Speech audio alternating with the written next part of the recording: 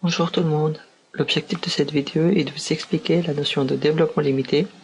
Qu'est-ce que c'est qu'un développement limité? Un développement limité est une approximation polynomiale en un point d'une fonction. Et la formule de Taylor va nous permettre de calculer ce développement limité. En théorie, bien sûr.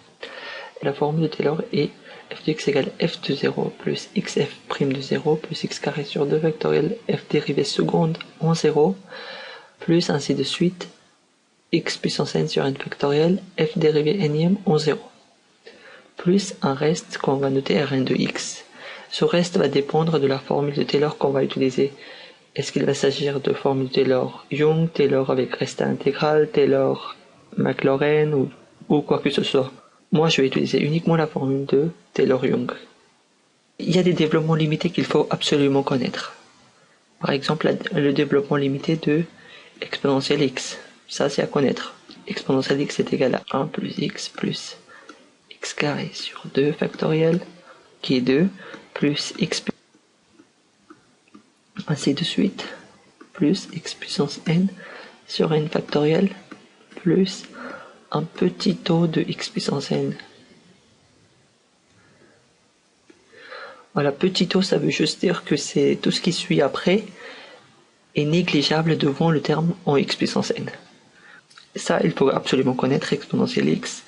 1 sur 1 moins x, il faut absolument le connaître aussi, mais qui est facile, bien sûr. Il s'agit de 1 plus x carré, plus, ça rappelle un peu la série géométrique, plus x puissance n, plus x puissance n, plus un petit taux de x puissance n.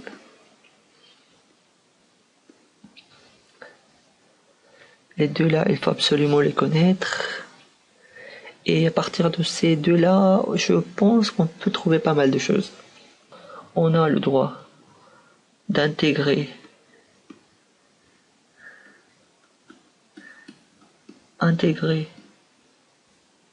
les développements limités. Je mettrai les dl, oui. Et on va s'en servir pour calculer par exemple le développement limité de ln de 1 moins x, de arctangent de x, et beaucoup d'autres choses aussi. Avec ça, on peut s'en sortir dans pas mal de cas.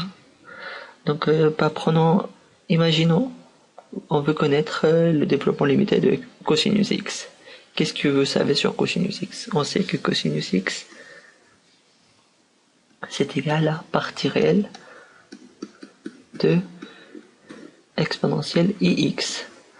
Ah bah voilà, exponentielle x, on connaît son développement limité. On l'a écrit ici, c'est exponentielle x, mais bon, on peut juste remplacer, faire un changement x en ix et on retrouve donc exponentielle ix et 1 plus. Je vais juste mettre, voilà, comme ça on regarde, on arrive à voir le développement limité de exponentielle x, voilà. Exponentielle x est égal à 1 plus ix plus i carré, je vais laisser i carré pour l'instant, x carré sur 2 plus ainsi de suite ix à la puissance n sur n factoriel plus un petit taux de x puissance n. Alors, cosinus x est la partie réelle de exponentielle ix. Et la partie réelle de ça, c'est facile à trouver. Partie réelle de ça, bah, c'est 1 moins x carré sur 2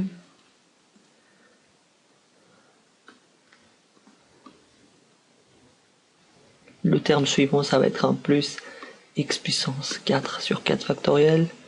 Mais ça, c'est juste un détail. Ainsi de suite. Moins, voilà.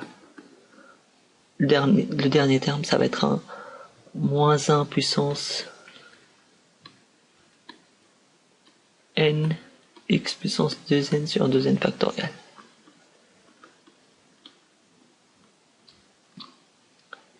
Plus, bien sûr, un petit taux de x puissance 2n. Voilà. Bah, vous voyez, à partir de exponentielle x, on retrouve cosinus x. cosinus x est une fonction paire. Donc le développement limité de cosinus x doit l'être également. Et ben c'est ce qu'on retrouve. X carré est paire, x puissance 4 aussi, x puissance 2n aussi. Donc ici on n'a que une somme de termes pairs qui va donner une fonction paire à la fin. Donc voilà, on retrouve ce fait là. De même on peut trouver sinus x. Il s'agit de la partie imaginaire de exponentielle x. Et à partir de sinus x et cosinus x, on peut retrouver tangente x en faisant une multiplication. Donc ça va me donner également, je vais juste mettre sinus x, tangente x, qui va être égal à, je vais juste mettre comme ça sinus x, fois 1 sur cosinus x. Pour 1 sur cosinus x, vous pouvez calculer grâce à ça. Vous avez cosinus x et vous avez 1 sur 1 moins x. Grâce à ces deux formules-là, vous êtes capable de retrouver le dl de tangente. Après, si vous voulez retrouver le dl de ln de 1 moins x, bah c'est facile. Vous savez que si vous intégrez des 1 moins x, bah vous retrouvez ln à peu de choses près, non? ln, ça va donner donc un signe près, voilà, moins ln de 1 moins x.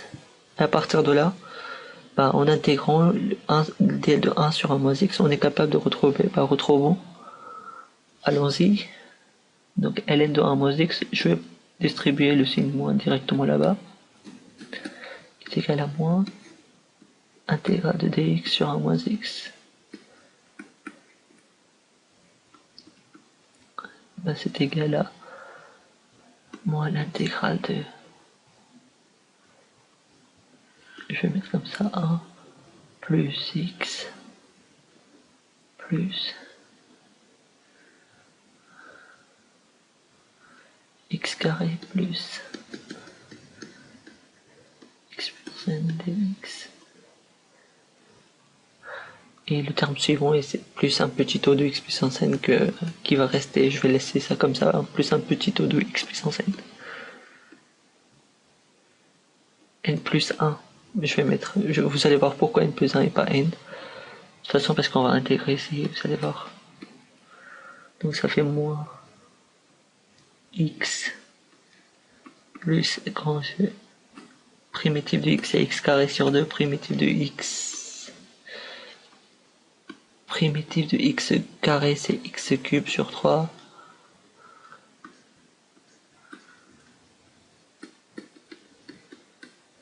Ainsi de suite.